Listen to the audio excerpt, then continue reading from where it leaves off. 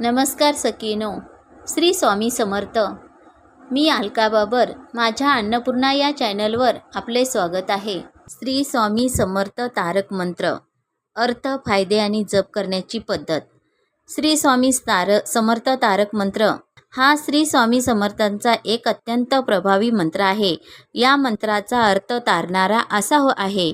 हा मंत्र आपल्याला कोणत्याही संकटामधून वाचवू शकतो, म्हणूनच त्याला स्वामी समर्थ तारक मंत्र म्हणतात. तारक म्हणजे तारून नेणारा. तारक मंत्र म्हणजे एका अर्थाने संकटातून वाचवणारा मंत्र.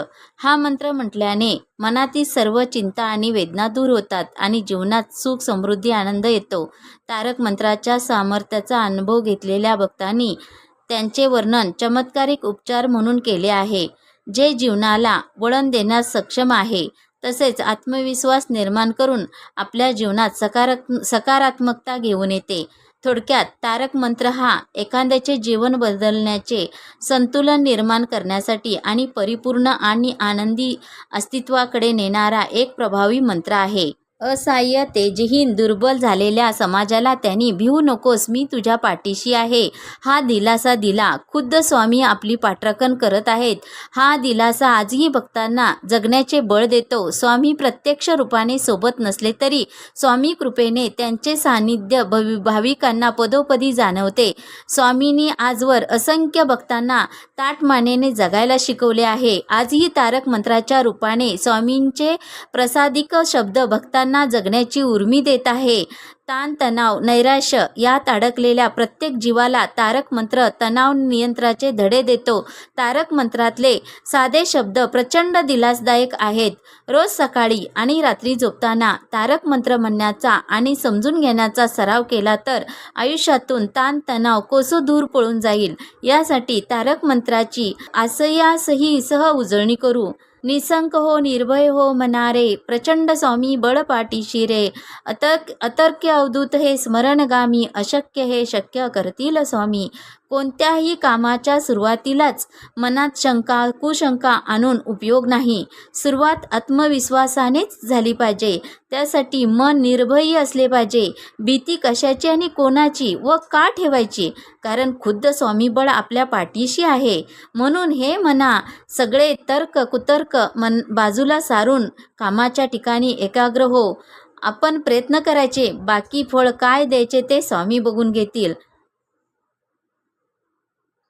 जिथे स्वामी पाय तिथे न्यून काय, सोय भक्त प्रारब्ध घडवी ही माय. आज्ञेविन काळना नेई त्याला, परलोकी ना भीती तयाला.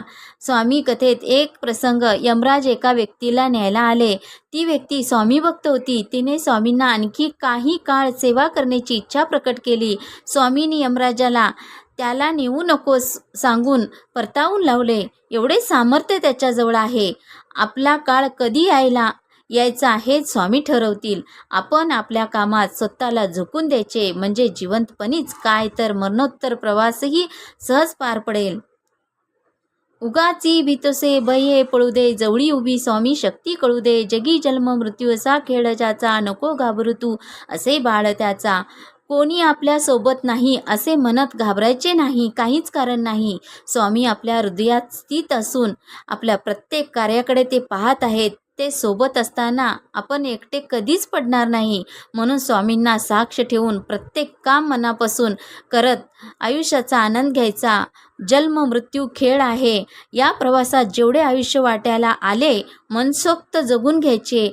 आई बाळाला सांभाळते तशी आपली काळजी घ्यायला स्वामी समर्थ आहेत. खरा होई जागा श्रद्धेसहित, कसा होशील त्याविन तू स्वामी भक्त. कितीदा दिला बोल त्यांनीच हात, नको डगमगू स्वामी देतील साथ. माझी नुसती श्रद्धा आहे असे म्हणून चालणार नाही, तर स्वामीवर विश्वास टाकता आला पाहिजे. आयुष्यात कितीही चढ उताराचे प्रसंग आले तरी स्वामीवरील श्रद्धा डळमळीत होता कामा नये. ते प्रत्येक प्रसंगातून आपल्याला सावरणार आहेत. हा विश्वास त्याच्या प्रती ठेवायला हवा. ते आजवर जसे मत्तीला धावून आले तसे पुढेही येतील, पण त्यासाठी आपल्याला त्यांच्या कृपेस पात्र होता आले पाहिजे. विभूती नमन नाम ध्यानादी तीर्थ स्वामीच या पंचप्राणामृतात हे तीर्थ घे अटवी रे प्रचिती न सोडी कदा स्वामी ज्या घेई हाती. स्वामींची भक्ती करायची आहे ना, मग प्रामाणिकपणे आपले विहित कर्म पूर्ण करा, कारण काम हाच ईश्वर आहे. काम सोडून जबाबदारी झटकून स्वामी भक्ती करणे स्वामींना आवडणार नाही. ते सर्वत्र व्यापून आहेत. हर तऱ्हेने केलेली सेवा स्वामीचरणी रुजू होते. त्या सेवेची स्वामी नोंद ठेवतात आणि आपल्या सहाय्याला धावून येत तणावमुक्त करतात. श्री स्वामी समर्थ. माझा हा छोटासा व्हिडिओ आवडला तर लाईक, शेअर आणि सबस्क्राईब करायला विसरू नका. श्री स्वामी समर्थ.